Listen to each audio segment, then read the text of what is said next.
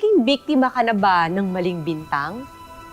Paano nga ba makukuha ang hustisya kung lahat ay naniniwala sa isang suspetsa?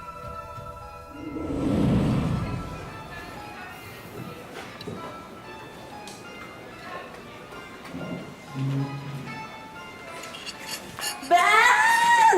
Ben! Oh my gosh! Uy, Sally. Kamusta ka na? Ay, ako na maglalagay ng food sa'yo, ha? Nakakaya naman sa'yo. Grabe! Tagal natin hindi nagkita, no? Oo nga. Tsaka ang tagal ko na rin kasi nag-Dubai. Alam mo yun, nag-OFW ako doon and all. Ito naman. Parang di ka naman kasi sanay na naalagaan kita nung tayo pa nung college. Ito talaga. Bago mo ko ipagpalit. Sally, nakakaya. Mamaya ano isipin nila? Wala na naman tayo noon nung naging kami ni Maricel eh. Alam mo, gwapo ka pa rin ngayon, ha? Gwapo pa rin talaga si Ben. Dahil inaalagaan ko siya bilang misis at nanay ng anak namin. Nice to see you again, Maricela. Uy, pero in fairness, nagkakatiis ka na, ha? Parang kailan lang kasi nung college days natin, best friends tayo. Tapos na magkaribal sa grades and magkaribal sa lalaki.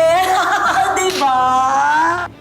Sally, 20 years ago na yon, matatanda na tayo. Eh, mga anak nga natin, magkaklase sa iisang high school. At magkaibigan pa sila, di ba? Oo nga. Well, I hope na sana hindi siya magaya sa atin and hindi siya magmana sa'yo, di ba?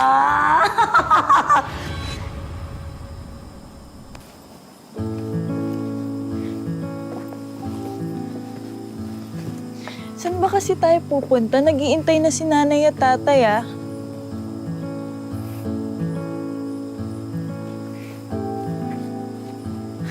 Ano to? Bella, matagal na kitang gusto. Sana bigyan mo ako ng chance.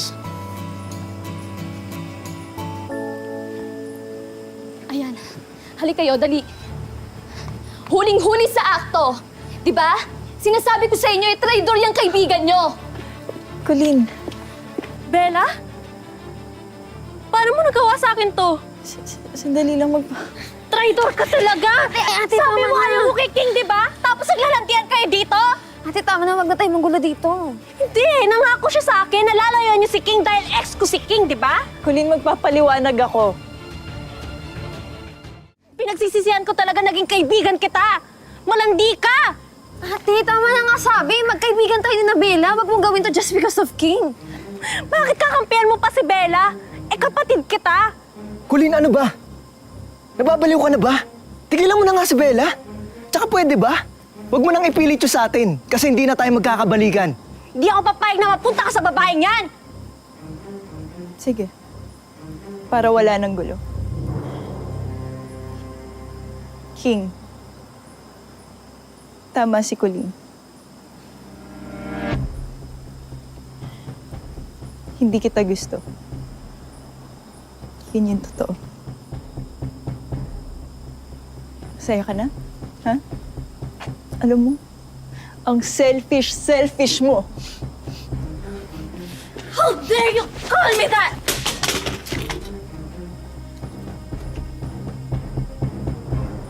Bumalik ka dito, hindi pa tayo Uy! tapos. Baka magkasakitan pa yung dalawa eh. Ano mo silang dalawa mag-usap? Baka ano pa mangyari dun eh. Kilala ko si ate. Walang mangyari masama sa kanilang dalawa.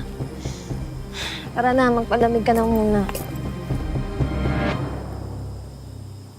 Bella, ano ba? Mag-usap tayo, hindi pa tayo tapos. Tigilan mo na, Colleen. Pwede ba? Alam mo, napaka-immature mo. Kaibigan tayo, di ba? Wala naman talaga sa'yo yun. Alam mo namang masasaktan ako pagdating kay King, di ba? Tapos ano, makikipag-date ka pa? Anong nakipag-date? Wala nga akong alam eh. Sabi niya lang sa akin, may sasabihin siya. Akala ko about school yun, pero nakita mo, di ba? Sinagot ko ba? Sa totoo lang, sobrang gusto ko si King. Pero alam kong hindi pwede. Kasi Si Colleen, mas importante sa akin yung pagiging magkaibigan natin eh. Kaya pwede ba tama na? Uuwi na lang ako, umuwi ka na rin. Bella, sorry. Bella, please! Mag-usap tayo, please!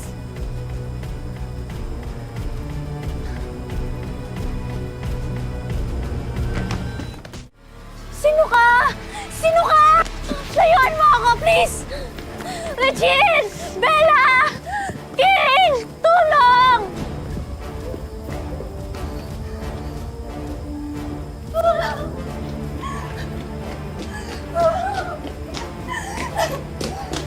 Sino ka ba?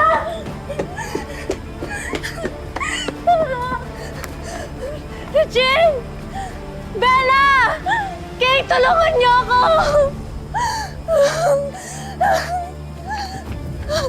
Ano ginawa ko sa iyo?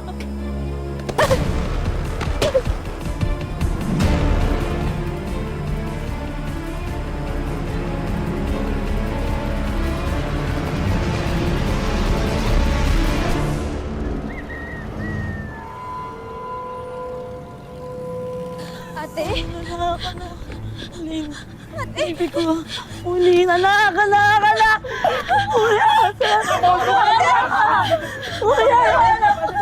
Ma'am, sige na ka, ma'am.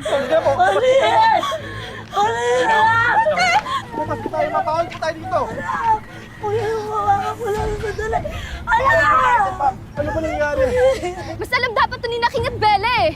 Kasama niyo si Colleen kagabi, di ba? Maangan ka pa? Ano? Ay, huli kasama na anak ko?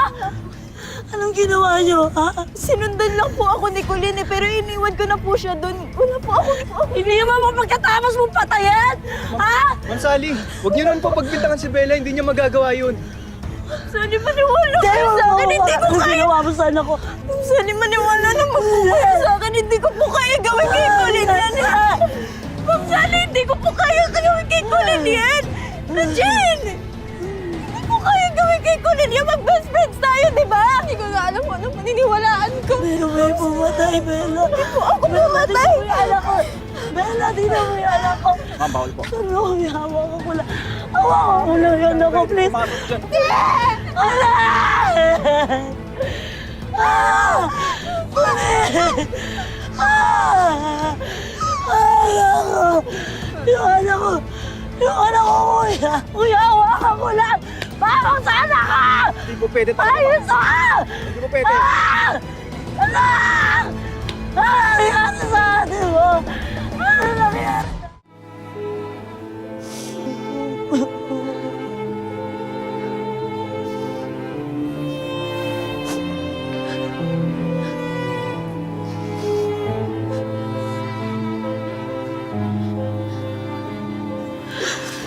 Ginagawa niyo dito?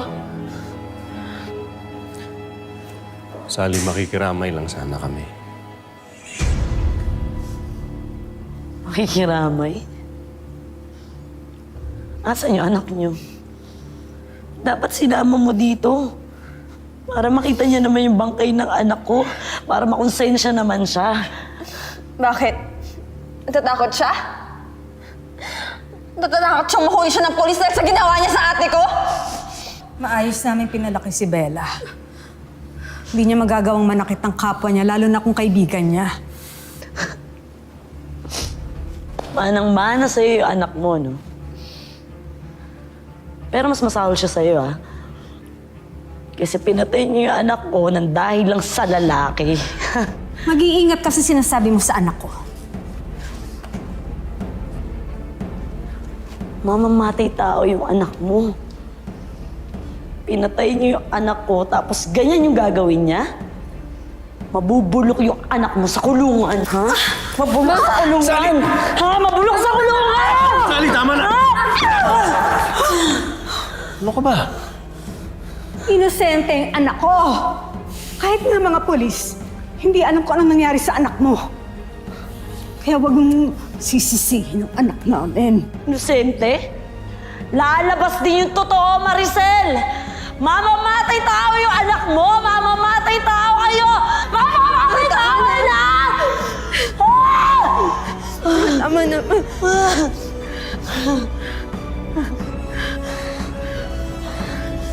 Sabi nga, masama ang maging judgmental at ang nagbibintang ng walang ebidensya pwedeng makasira ng buhay ng iba.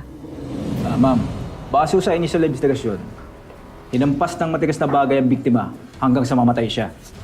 Pero wala pa rin po kaming matibay na ebidensya kung sino talaga ang gumawa nito. And also nawawala din po ang cellphone ng biktima. Kaya posibleng ang kasong ito ay robbery with homicide. Eh, bakit hindi niyo pa nga pulihin si Bella? Siya nga po yung pumatay. Siya po yung pumatay. Ma'am, hindi po tayo pwedeng basta nagbibintang na lang.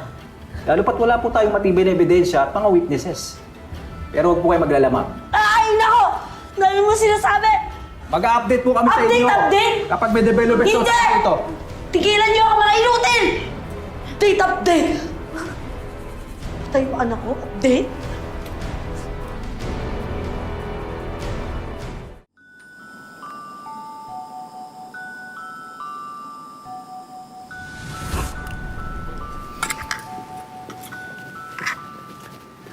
Seriously? Graduating na tayo ng high school, nagla-lunchbox ka pa rin. Tikman niyo to, menudo yan. Sige na nga. Ito mukhang masarap. Ano? In fairness, ang sarap. Sabi sa inyo eh. Actually nga, ang galing ni tita. Diba? Sarap. Share din tayo. Sige. Sana lagi tayong ganito, no? Kahit mag-college tayo, friends pa rin tayo. Oo naman, no?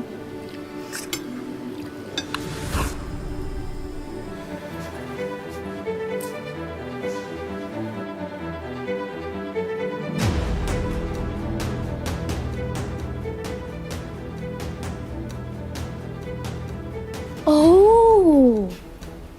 You look familiar. Pa-autograph naman, no? Miss Killer Best Friend. Pwede ba tigilan niyo na to? Tama na yan. Magkakaibigan tayo, di ba? Wala akong ginagawa kay Colleen, kaya pwede ba tigilan niyo na yan? Ah, so gusto mong tigilan namin to? Okay, fine. But there are 3 conditions. Tigilan mo yung pagsisinungaling mo. Aaminin mo sa lahat na pinatay mo yung ate ko. At pagsisihan mo yung krimen na ginawa mo! Wala akong kailangang pagsisihan dahil alam mong wala akong ginagawang masama. Alam mo kung meron man akong kailangang pagsisihan dito, yun yung wala akong nagawa para iligtas siya. Kaya pwede ba? Tama na? Sinungaling!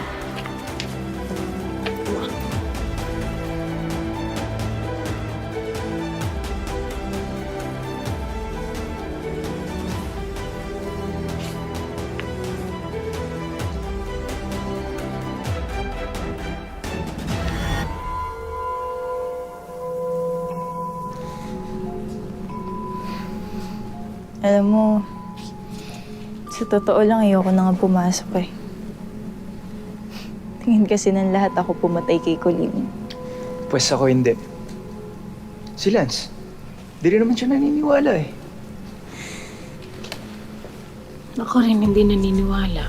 Nay, sabi niyo masama pakiramdam niyo. Bakit pa kayo pumasok? Hayaan mo na, anak. Sayang din ang sweldo. Saka, dinalan ko kayo ni Bella ng lunch. Ako nagluto nito. Thank you po, Aling Minta.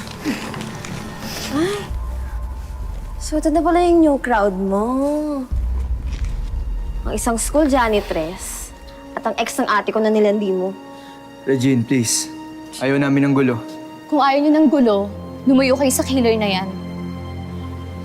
Yaman sila. Anong pansin niyo?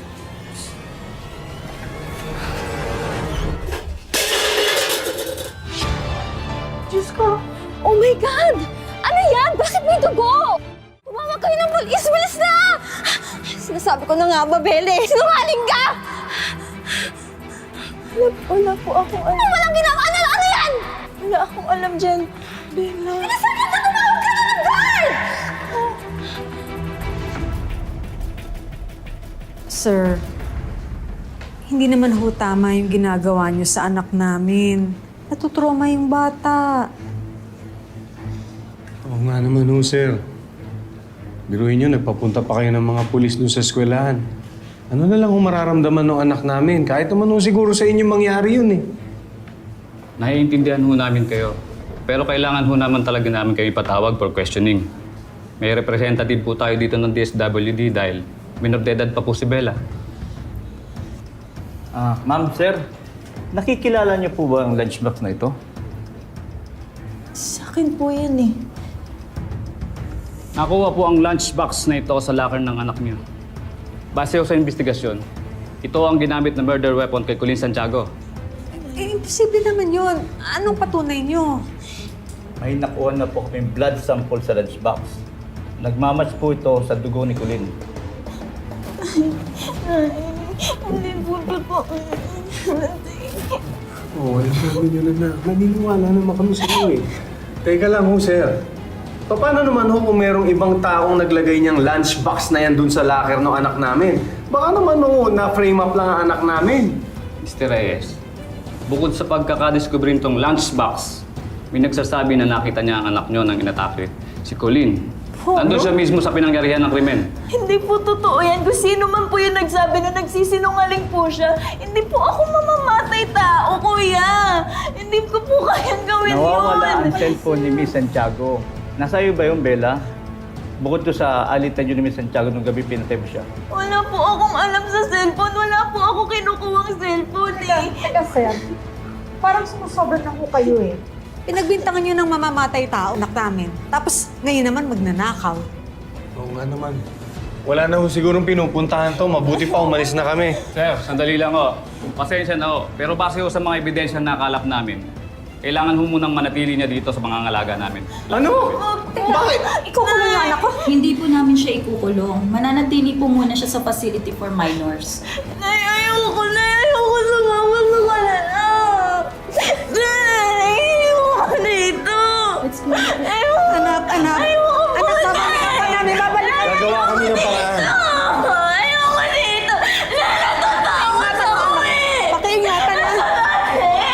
Ate, nasama ako. Lalagag.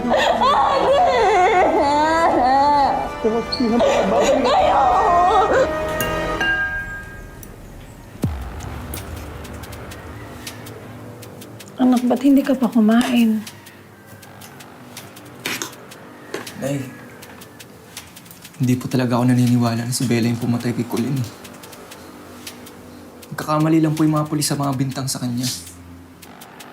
Anak, ayoko rin naman maniwala sana. Kaya lang ang lakas ng ebidensya. Baka nga nagkamali tayo naniwala tayo kay Bella. Pero Nay, kilala ko si Bella. Mabuti po siyang tao. Mabuti rin po siyang anak. Anak, ganun talaga minsan. Akala natin, kilala na natin ang mga tao. Pero hindi pala. Nay, hindi. Gagawa po ako ng paraan para makalaya si Bella. Kahit ako na po mismo maghanap ng ebidensya. Kahit ako na rin po mismo maghanap kung sino talaga yung pumatay kay Colleen. Sinabi na tama na eh! Huwag kang nakikialam sa problema ng may problema! Simula ngayon, hindi na natin pag-uusapan si Bella. Hindi na sila babanggitin sa bahay na to. Lumabas ng totoo. Tapos ang issue. Kung nabubuhay ang tatay Rudy mo, magagalit yun sa'yo. Baka madamay ka pa. Kumain ka na. Abusin mo yan. Naiintindihan mo ba? Wala kang galang sa tatay mo? Parang binaliwala ang nangyari sa kanya? Hindi yung anak mo. Tingnan mo nga. Sinusuway yata ako. Rudy. Sinabi na kumain ka na! Ubusin mo yan!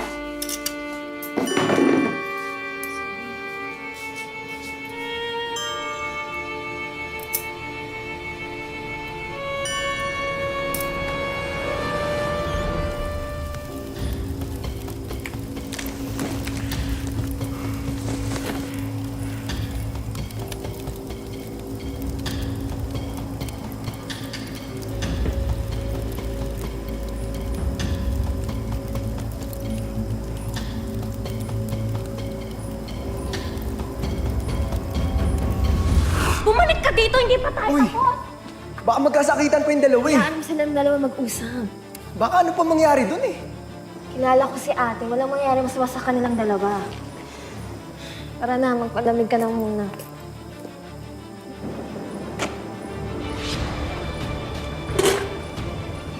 Uuwi na lang ako, umuwi ka na rin. Bella, sorry. Bella, please! Mag-usap tayo, please!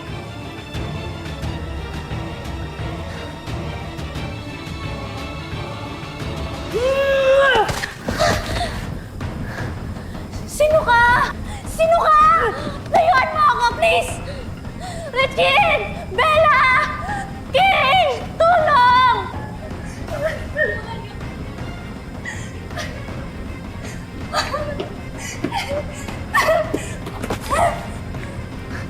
Aling iba!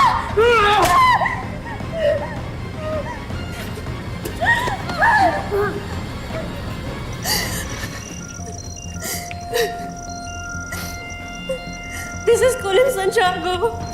Kung ano man po mangyari sa akin, sisihin niyo po si Lima Veritas. Ang janitress po ng school namin. Gusto po niya akong patayin. Tulungan niyo po ako. Colleen! Alin, paano po ginawa ko sa inyo? Hindi ko hayang! Ibuko mo ako!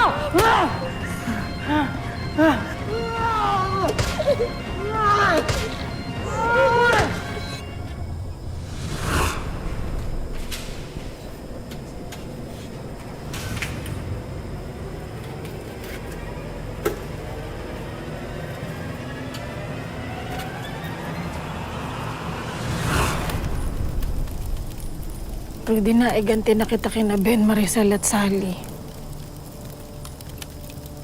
Sila ang dahilan kung bakit ka namatay. Kung bakit nasirang mga buhay natin. Kaya ngayon, mga buhay naman nilang sinira ko.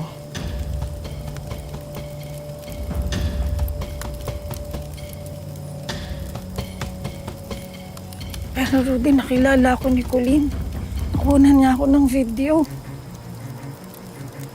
Natatakot ako baka pati si King madamay.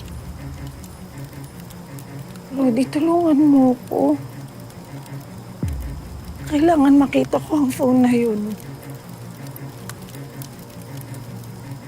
Hindi pwedeng lumabas ang totoo.